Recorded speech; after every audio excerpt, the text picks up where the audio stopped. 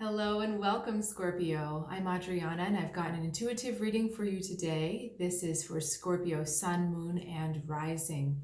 I will also be drawing more cards after this reading and creating an extended for you. The link will be in the description below. So we're going to start with the Animal Oracle deck, get some colors for you. Wow, a lot of transformation going on. Two big transformational cards, the Otter, the Butterfly, and the Butterfly. Then we have the Gorilla on the side. We're looking at kind of a peaceful transformation going on. Message from your soul asking to grow, asking to go to a different place. This is a transformation that you really need to be willing to face, Scorpio. It's really interesting, the body language in these cards. We've got one looking forward, one looking but covering up her eye, and then one turned completely away, and she's covering up her right eye. So this is a more feminine energy transformation, one that is really looking at you. For some of you, this is going to be about looking even deeper at those mother issues that keep coming up. But this is really feminine energy transformation. And if you've been trying to avoid it or put it off, it's not going to work anymore. This is really the time when your soul is saying to you, no, we've got to do this. Okay, lovely. I'm going to leave those there. Let's see where you are right now. Where's Scorpio right now? Two of Wands and the Six of Swords. So the healing that you need to do is at odds where you want to go. You are wanting to go forward in a new direction. You can't wait to get something new started. You're looking at possibilities, but there's a stronger, again, need for healing, a stronger need for transformation that is pulling you in what seems like the opposite direction.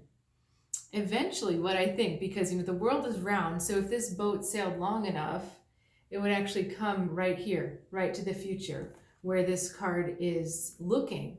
So eventually this healing journey, although it seems like it's taking you farther away from your goals, it is eventually going to lead you right exactly where you need to be.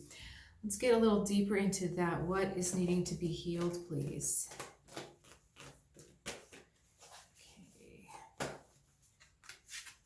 Empress, or the lady, another mother, Six of Wands, Queen of Wands, and the Eight of Cups. This is about recognizing power that has been habitually taken from you. Okay, yeah.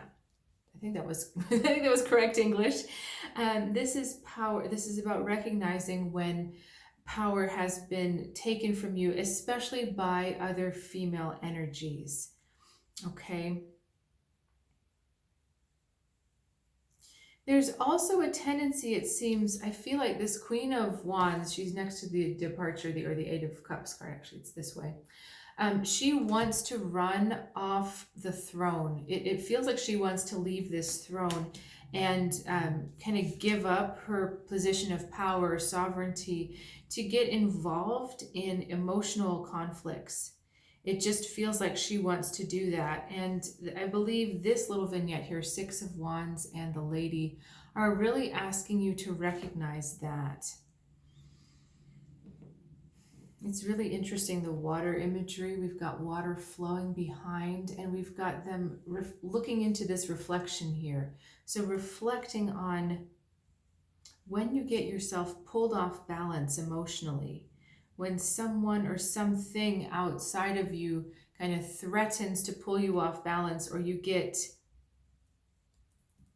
kind of swept away by wanting to be in the drama with them, you give up your power. And this is about retaining your power no matter what is swirling around you. Things I love about this card is that she is, we're having some background music from a very special kitty. She's touching a lot of things that are growing and moving. Some have already come to fruition, some have not, but growing and moving. And she stays on her throne. She allows things to come to her. She doesn't rush off. sometimes it seems like jumping in the fray and actually helping people is actually not a bad, it's a bad choice for both you and the other person. It's like if you are at a burning building, is it a really good idea to run in right away where the victims are? Or is it a better idea to step back, observe the situation, and then come up with a plan of action, which may not involve going to the building. It may involve, demolishing part of the building to get them out. There's this desire to jump in too quickly when someone is emotionally off, and that pulls you off. I want to look deeper into that. Show me something deeper.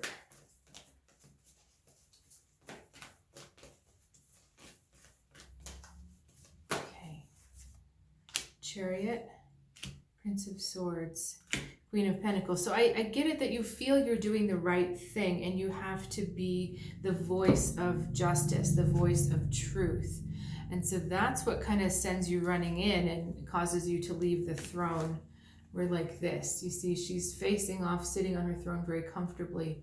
And these two cards are racing forward. So there's this desire to get off that throne too quickly and to pursue justice or to pursue truth a little too narrow-mindedly, a little too hard. I believe these cards are really asking you to step back and say, okay, let's sit back for a second and see exactly what needs to be done here. I want to ask why this is being triggered in you right now. Why is this being triggered? Okay. 3 of Wands, 5 of Cups, 5 of Pentacles, King of Cups. There is such a desire to leave your situation, to leave what just feels like is a very barren landscape with nothing in it. We've got these 2 5s back to back, and the 2 5s are tempering the other cards which are looking out. So, but in the middle of this is that energy of 5, which in these 2 cards here is lack. So it just feels like there's nothing where you are. And it feels like there's no relationships that are really satisfying. It feels like there are no prospects, like no future prospects that are really pulling you forward.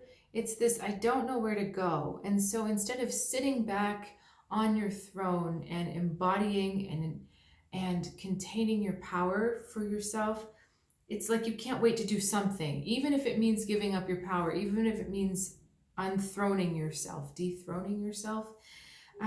You're willing to do it. Show me deeper about these cards, please. So this is the transformation that we're waiting to see happen. This is really cool. In this deck, we've got an otter chasing a fish. We've got a greyhound chasing a rabbit.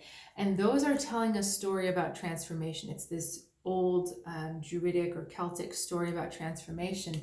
And interestingly enough, another phase. So this card here, the otter chasing the fish, this is exactly the same figure, exactly the same story, but across a different deck.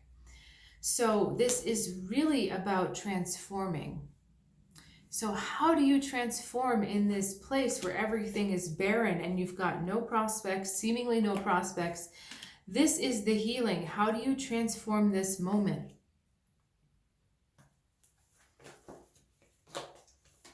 Because, okay, if you keep giving up your power, this healing cannot take place, okay? The yellow here, solar plexus, personal power, you cannot, and the healing below, reflected below in the water, again, that reflection idea, you cannot keep giving away your power to whoever and whatever. That healing will never occur, and then you're going to continue to find yourself in this barren place. You're in this barren place to learn how to heal the giving away of your power. That's why you're here. That's why it seems like nothing is there and no one is there.